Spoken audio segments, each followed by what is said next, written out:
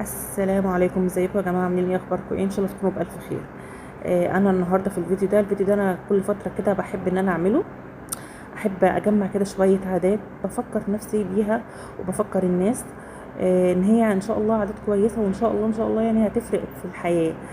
فانا جايبه لكم النهارده 6 او 7 عادات. ان شاء الله يا رب الفيديو يعجبكم. انا النهارده جايبه لكم عادات جديده لو اكتسبتوها حقيقي حقيقي هتغير حياتكم كتير. ودي خلاصه يعني تجارب كتير يعني. فايدة الفيديو ده ان هو ممكن يختصر لك سنين كتير من التجارب والخطأ يعني. فبليز قبل ما ابتدي تسوش لايك وشير وسبسكرايب ويلا بينا. لازم يكون عندك كلمة لا مطلقة، لا في جميع العصور والأماكن والأزمنة. أنا عارفة إن في ناس كتير بتقول إنه الإنسان مفيش حاجة اسمها لا مطلقة أو مطلقة. بالحقيقة هو فيه، وغالبا هتلاقيها حاجة ليها علاقة يا إما بالأخلاق، يا إما بشخصيتك أنت كبنت، أو في شغلك. يعني تهيألي دول أكتر 3 حاجات هتبان فيهم كلمة لا قوي. فأوكي، كلمة تبقى معتادة منك، بس لما تقولي لا تبقى لا مطلقة. لا يعني لا، انت فكري فيها. يعني انا مثلا من الحاجات اللي لا يمكن اقبلها مثلا في شغلي مثلا، عشان اشتغل لازم اخد فلوس، ولو ما فيش مكافأة مش هشتغل. لا، ده بالنسبة لي انا، معرفش المبدأ ده يناسبك ولا لا، بس دي بالنسبة لي انا ما بربطش دي بدي. فلا، مش كل حاجة بالفلوس. وخليني اوضح يعني ايه مش كل حاجة اربطها بالفلوس.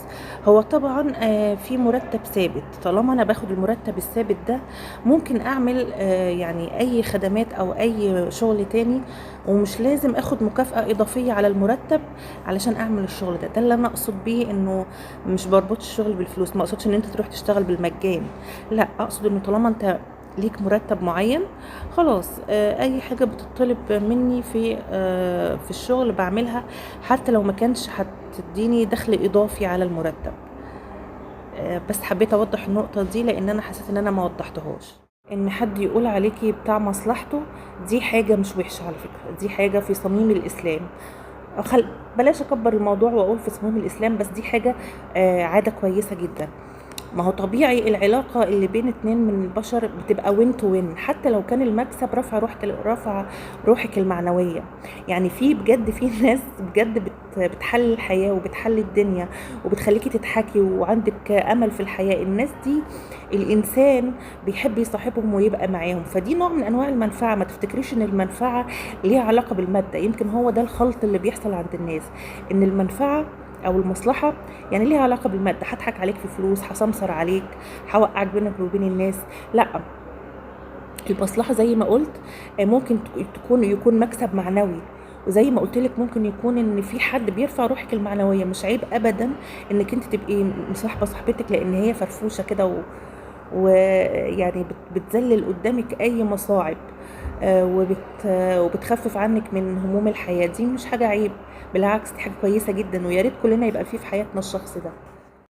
من الحاجات كمان، يعني انا بكلم كمان اللي هم الصغيرين في السن، من الحاجات المهمه جدا جدا ان فكره الموت، ربنا ما بيغيرش كلامه بالنسبه للموت. يعني اللي كاتب له ان هو يموت خلاص، خلصت، هيموت. فيمكن الشباب الصغير عارف ان في موت، لكن الفكره بعيده عن دماغه لانها ما حصلتش في الدايره المحيطه بيه. لا، انا عايزاك تبقى من جواك متاهل انه ممكن حد من الدايره المحيطه بيك اللي انت بتحبها ممكن يفقد في اي وقت. انت نفسك ممكن، وانا نفسي ممكن افقد حياتي في اي وقت بكلمه من ربنا. فحط الحكايه، يعني حط الجمله دي بس في الباك جراوند عندك، ولازم تقبلها لما تحصل، طوعا او كرها. طوعا او كرها لازم تقبل الموضوع ده، لازم، لان مفيش منه مفر. الكلام ده يمكن يكون كلاشيه، او يعني هي جابت ايه من عندها. لا صدقني، لما تحصل في الدايره القريبه اللي عندك هيحصل لك حاله دينايل كده في الاول، هتحس بحاله الانكار. ولكن انا بقولك ان الانكار لا يفيد، لانه خلاص امر الله ونفذ.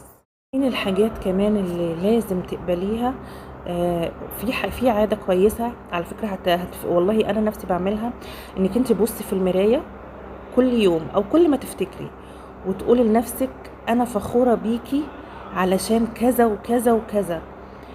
قوليها لنفسك صدقيني والله لو كل ما العاده دي اتغرزت فيكي وانت صغيره هيبقى وقعها واثرها جميل جدا وثابت، يعني خلاص بعد كده مش هيبقى صعب عليك ان انت تعمليها.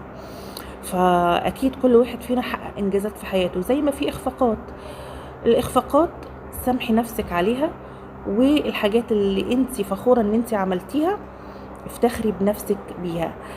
فدايما بصي في المرايه وقولي يا حبيبتي، تكلمي نفسك انا فخوره بيكي عشان كذا وعشان كذا وعشان كذا، وكافئي نفسك ان شاء الله ببونبونيه. النقطه رقم 6، وانا بتهيألي هي دي اهم نقطه في الفيديو كله، ما تاخدش كل معلوماتك من اليوتيوبرز امر مسلم بيه. مش انا النهارده قلت لك 6 عادات، افرض انت في عاده او 2 او حتى كلهم انت مش مقتنع بيهم، خلاص ما تاخدهمش. لو ما الكلام اللي انا قلته لو ما دخلش قلبك وعقلك ما تاخدوش. اعمل الحاجه اللي انت مقتنع بيها، اعمل الحاجه اللي دخلت قلبك، لان هو ده اللي ربنا هيحاسبك عليه. يعني ربنا مش هيحاسبك على فلان قالك ايه وما قالكش ايه، طالما انت عملت يبقى هتتحاسب. فالمفروض انت تتحاسب على الحاجات اللي طالعه من دماغك انت. معلش انا فلسفت الموضوع شويه، يمكن اكون خرجت بره شويه الموضوع، لكن انا بقول لك كل الكلام اللي انا قلته او غيره قاله في مجال التنميه البشريه او تطوير الذات او لازم تدخله على عقلك الاول وتشعر بقلبك، هل انت مصدقه؟ هل حاسس ان الكلام ده هيفيدك؟ هل انت مؤمن باللي انا بقوله ده؟ لو لا ما تاخدوش، حتى لو كان انا كلامي صح بناء عن تجربتي. لكن لو انت مش مقتنع خلاص انسى خالص اللي انا قلته وامشي بدماغك انت. لا تخجل ان انت تروح لدكتور نفساني او لمختص لو حسيت ان عندك مشكلة، حتى لو صغيرة. انك تروح بدري وانت عندك مشكلة صغيرة هيبقى سهل علاجها وسهل تداركها.